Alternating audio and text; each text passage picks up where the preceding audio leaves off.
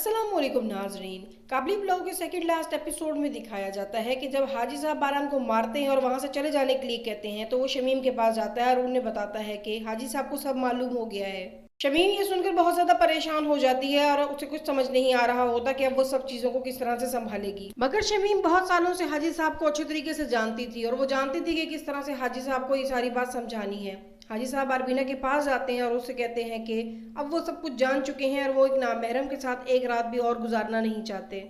और वो बारबीना से कहते हैं कि वो यहाँ से चली जाए अपने शौहर के साथ। बारबीना रोती है, चिल्लाती है कि वो मेरा शौहर नहीं है, मैं उसे अब जानती भी नहीं है, ना ही जानना चाहती हूँ। मैं उसके नाम पर एक बेवा बैठी थी मगर अब आपकी बीवी हूँ। जिस पर हाजी साहब उसे खामोश रहने के लिए कहते हैं और कहते हैं कि अगर वो यहाँ से ना गई तो वो उस पर इल्जाम लगा देंगे, उस पर रिपोर्ट दर्ज करवा देंगे पुलिस में जाकर। हाजी साहब उसे ये भी कहते हैं कि अगर तुम जासूसी के लिए यहाँ आई हो तो मैं तुम्हें कभी माफ नहीं करूंगा, लेकिन इसके अलावा तुम्हें कुछ भी चाहिए तो मैं तुम्हें दे दूंगा। जिस पर वो कहती है कि मेरी तो कोई जरूरत ही नहीं है, मुझे तो 2 जोड़े कपड़ों और 2 वक्त की रोटी की जरूरत है बस। इसके बाद हाजी साहब कहते हैं कि नहीं, अब तुम्हें यहाँ से जाना होगा। वो बैठ जाती है और कहती है कि मैं नहीं जाऊंगी। जिस पर हाजी साहब उसे घसीट के वहां से निकालने की कोशिश करते हैं तो वो उसके पैरों में गिर जाती है और कहती है कि सिर्फ आपसे मोहब्बत करती हूँ और आपकी बीवी हूँ, मैं यहाँ से कहीं नहीं जाऊंगी। मगर हाजी साहब पाँव झटकते हैं और वहां से चले जाते हैं। बेचारी बारबीना जमीन पे बैठी रोती रह जाती है। वो बारान को कॉल करती है और उसे कहती है कि मैं तुम्हारे नाम पर बेवा बनकर बैठी थी तो मुझे फख्र महसूस होता था और अब मुझे इस बात को सुनकर बहुत गाली महसूस होती है कि जब हाजी साहब मुझे तुम्हारी बीवी कहकर पुकारते हैं। बेचारा बारान रोता रह जाता है उसके सामने। अब हाजी साहब बुलाते हैं बारान को दुकान पर और उससे कहते हैं कि ये कुछ पैसे रखो, ये तुम्हारे जाने का खर्च हो जाएगा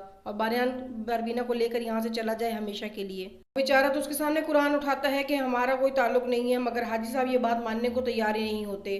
इसको ये ऑफर करने के बाद वो कब्रिस्तान चले जाते हैं अपनी माँ की कब्र पर, जहाँ शमीम पहले ही उसका इंतजार कर रही थी। शमीम उनके पास आकर बैठती है और कहती है कि बारबीना बहुत बड़े ज़र्फ की लड़की है, आप किसी भी तरह उसे यहाँ से ना जाने दें। अगर वो एक बार चली गई तो आप हमेशा के लिए अकेले रह जाएंगे। और ये भी बताती है कि वो एक बाकिरदार लड़की है, अगर मैं भी उसकी जगह होती तो आपको छोड़कर बारान के साथ कब की जा चुकी होती, मगर उसने ऐसा नहीं किया। बारान को देखते ही उसके पैरों तले से जमीन निकल गई थी और उस दिन उसको मैंने संभाला था। वो कमजोर असाब की मालिक तो हो सकती है मगर कमजोर किरदार की हरगिज नहीं। आप ये तो देखें कि आपको ये बात कह कौन रहा है। शमीम खुद कह रही है ये बात। अब बारान उसे लेने के लिए आ गया था और हाजी साहब भी ऊपर से आ जाते हैं। अब तब घर वाले बताते हैं कि बारबीना अपने कमरे में मौजूद नहीं है और ना ही बारबीना का सामान वहां मौजूद है।